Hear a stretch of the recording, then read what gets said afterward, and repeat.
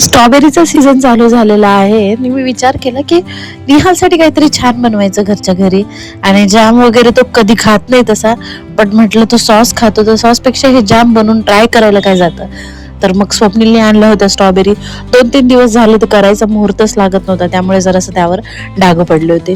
पहिले स्ट्रॉबेरी छान धुवून घेतली. स्ट्रॉबेरी विनेगर, मीठ आणि जे सोडा असतो की नाही त्याच्या पाण्यामध्ये छान धुवून घ्यायचं. 3-4 वेळेस धुवायचं आणि मग त्याचे जे पानाचे असतात ना ते देठ वगैरे ते सगळं काढून घ्यायचं. विनेगरमध्ये का बरं धुवायचं, तर स्ट्रॉबेरीवर ना असे तुसं काहीतरी निघतात, तर ते धुवून घेतलं आणि त्यातले जे काही किडे आहेत ते काही जर्म्स असतील ते निघून जातात. आणि स्ट्रॉबेरी अशी छान कट करून घ्यायची. सपोज जर थोडीफार वरची स्किन खराब झालेली असेल ना तर तेवढा भाग काढून टाकायचा आणि चांगला वाला घ्यायचा. मी असं छान कट करून घेतलं.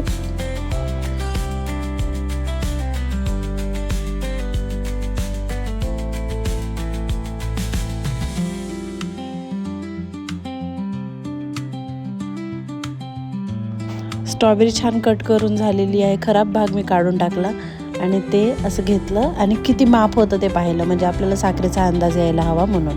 मग पॅन गरम केला आणि गरम केल्यानंतर त्यावर डायरेक्ट स्ट्रॉबेरी टाकली. मी बाकी काहीच टाकलेलं नाही आहे.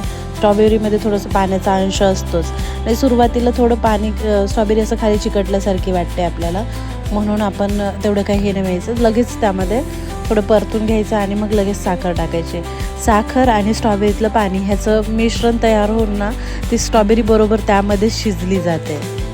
साखर ना जेवढी स्ट्रॉबेरी आहे ना त्याच्यापेक्षा थोडीशी कमी घ्यायची. आता मी कमी घेतली आहे, तुम्हाला जास्त घ्यायची असेल तर तुम्ही तुमच्या हिशोबाने घेऊ शकतात. मुलांना जास्त साखर नको म्हणून मी थोडीशी कमी केली आहे. आणि त्यावर लिंबू पिळायचं. काही जण गूळ पण टाकतात, पण गुळाने मग वेगळीच चव तयार होते.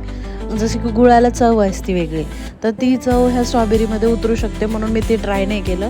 इफ तुम्ही कधी ट्राय केलं असेल गूळ टाकून स्ट्रॉबेरीचा जॅम तर नक्कीच मला कमेंट सेक्शनमध्ये सांगा. मी कधी ट्राय नाही केला, हा फर्स्ट टाईमच आहे ॲक्च्युली माझा.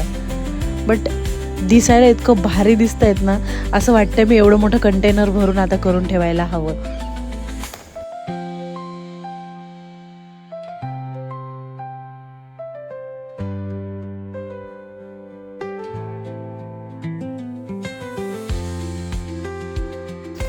5-1 मिनटं छान शिजू द्यायचं. फक्त हलवत राहायचं खाली, नाहीतर ते चिकटून जाईल खाली त्यामुळे.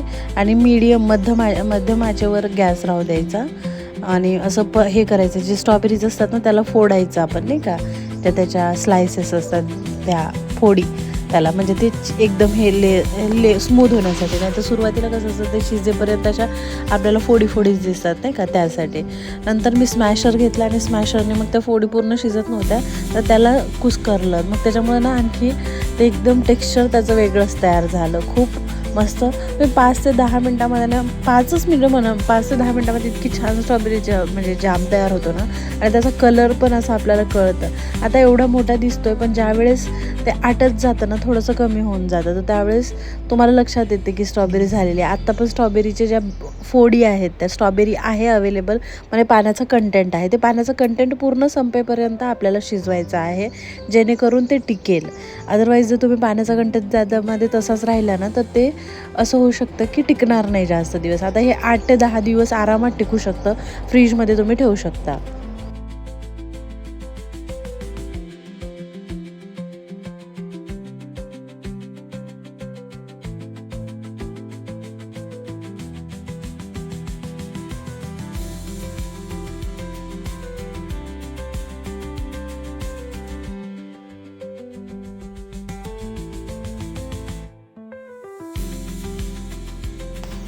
टडा!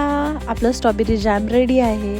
तर तुम्ही हे मध्ये मिल्कशेक वगैरे काही तयार केलं तर त्यावरही असं टाकून साईडला छान लागेल, कारण मला आवडलेलं आहे.